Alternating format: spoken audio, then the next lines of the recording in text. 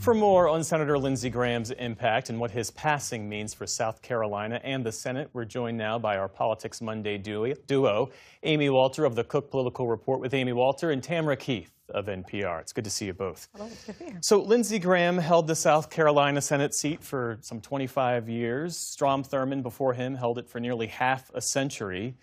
To what degree does Graham's death mark a real generational turning point for South Carolina politics? Yes, and he was a generational turning point when he was elected in 2002, not just to represent South Carolina after the Senator Thurmond passed, but this was still a state that was transitioning from one that was a Democratic state into one that was going to become a Republican stronghold. So he was on the front end of that when he was elected in 1994 to the House.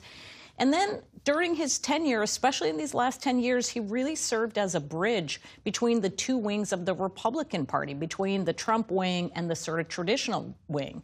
I think when people saw the rift between Senator McCain and Donald Trump in Donald Trump's first term, the assumption was that Lindsey Graham was going to fall into that same camp, right? These were both interventionists. They had a very strong belief about the role of America's military and strategic role in the world, and that Graham would join with McCain and being sort of horrified at the direction that the president was taking the party and potentially the country.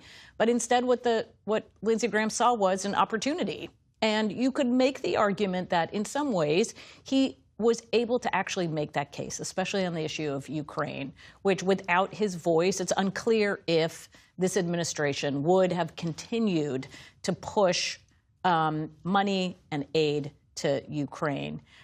So I think what his passing suggests is he's one of the last of the generation of Republicans left in Congress that were there in an era before Donald Trump. And now at this point, Tam, there will be a temporary successor, and then there will be an election, as Lisa walked us through the process. Given Trump's dominance over the Republican Party and South Carolina politics in particular, I think the real question now is not will Graham's successor align with Trump, but what kind of Trump-aligned Republican emerges from this race? Yeah, and I think the answer is whoever it is going to be a reliable vote for Donald Trump and his agenda. Lindsey Graham has been a reliable vote for President Trump, and President Trump has a lot of sway when it comes to determining who wins Republican primaries. Though I will note that in the governor's race in South Carolina, there was a runoff. The candidate that President Trump had initially endorsed was looking like she was losing, so he went and endorsed both of them. So sometimes his power in primaries is more based on his ability to read the room. Yeah, but I would absolutely expect that the president's going to weigh in on who the successor will be. It's not just going to play out in sort of an open environment. He weighed in on who the temporary successor would be. That's right. That's right. Well, look, after a month of uncertainty about Mitch McConnell's health, the Kentucky senator said Sunday that another fall had sent him to the hospital. His office issued a statement, and there was this photo of him sitting alongside his wife, the former transportation secretary, with what appears to be the Sunday edition of the Washington Post. How should politicians balance a legitimate right to medical privacy with the public's right to know whether they're capable of doing the job? Yeah, so there is no law that says that politicians have to disclose their health issues. That is also true for the President of the United States, and there's been a lot of focus on that, but that's true in the Senate and the House as well. And we just had a House member who was gone for 3 months, 4 months, without any explanation until he was back. While there isn't a legal obligation, I think arguably there is a moral obligation. You're there to represent your voters, and if they don't know where you are, that's pretty significant. And there's another thing here. These are public figures. They in some ways surrender their right to be private citizens when they become public figures representing the public. Amy? Yeah, it feels a little bit like the argument would be similar to one you would make at your own place of business. If you just disappeared, Jeff, for 3 months and didn't tell anybody why you were gone. I hope somebody would ask a couple questions. First of all, I hope we would be very worried. But we would also hope that you told someone, maybe in HR, what was going on. Now, HR shouldn't tell everybody in the office what exactly is happening, but you should at least be transparent. And I think that's where people get really frustrated. It's not so much that, oh my gosh, somebody is taking time and spending it in the hospital or not telling us exactly what's going on with them physically. It's that we didn't get any reason to understand that you were gone in the first place.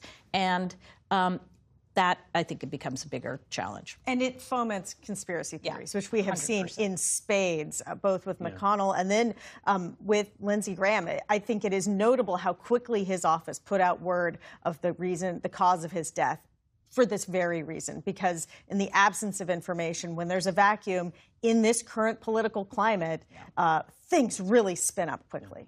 We've got a couple of minutes left. You were in Maine this past weekend covering the Maine Senate race. We've covered the Graham-Plattner implosion a lot on this program this past week. What were Democrats in Maine telling you? I got a lot from Democrats in Maine, very mixed feelings.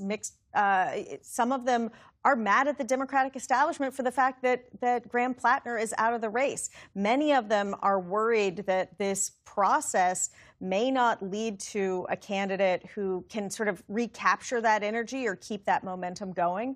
But others remain optimistic that somehow this wasn't about one man. It was about a movement and about progressive policies and about shaking things up. I think that we'll know in the next 2 weeks whether the state Democratic Party process is open and transparent enough to end exciting enough to get voters motivated in May. You just answered the question I was going to put to Amy. Are they motivated? Well, I was going to ask if Democrats are hampered by all of this, or is there time to reset? I think there is. I mean, I think there's been so much focus on Plattner and this idea of building a movement that we've moved away from the central issue here for the 2026 midterm elections, which is Democrats are fired up. They've been showing up in all kinds of states to show up and vote, really as a rebuke of Donald Trump. Maine is a blue state. It is even bluer now in an anti-Trump moment that we're living through. They don't need a movement. They need people to focus this election less about making the conversation less about Plattner and much more about Trump. Amy Walter, Tamara Keith, thanks as always. You're welcome.